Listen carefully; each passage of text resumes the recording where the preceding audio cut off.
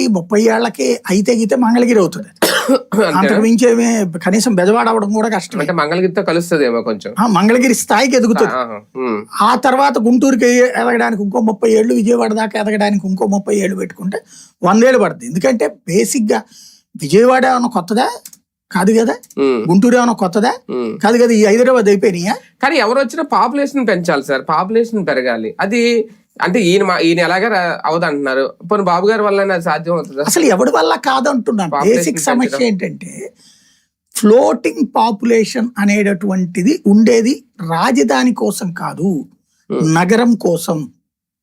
ఇప్పుడు కేరళలో త్రివేంద్రం క్యాపిటల్ గా ఉంటది, కానీ నేను త్రివేంద్రం చూశాను.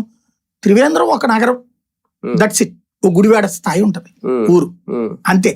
ఈవెన్ విజయవాడ స్థాయి ఉండదు. నగరం క్యాపిటల్ అది, కానీ కొచ్చి హైయెస్ట్ బిజినెస్ అక్కడ. ఆంధ్ర అదే పరిస్థితి, అమరావతి క్యాపిటల్, విశాఖపట్నం హైయెస్ట్, అంతే. మరి ఇప్పుడు అందుకే భోగాపురం ఎయిర్పోర్ట్ అక్కడ అంతే. ఎందుకు అంటే ఈవెన్ రేపు పొద్దున వీళ్ళు ఇక్కడ ఇంటర్నేషనల్ ఎయిర్పోర్ట్ కట్టు, స్టేడియం కట్టు. ఫస్ట్ సింపుల్ లాజిక్ అంటే ఇక్కడ వీళ్ళు మిస్ అవుతున్నటువంటి లాజిక్ ఏంటంటే, నేను ఇక్కడికి ఎందుకు రావాలి అమరావతికి? ఇప్పుడు నేను హైదరాబాద్ వెళ్ళింది అయితే సెక్రటేరియట్ చూడడానికి కాదు, హైకోర్టు చూడడానికి కాదు, లేకపోతే అసెంబ్లీ చూడటానికి కాదు.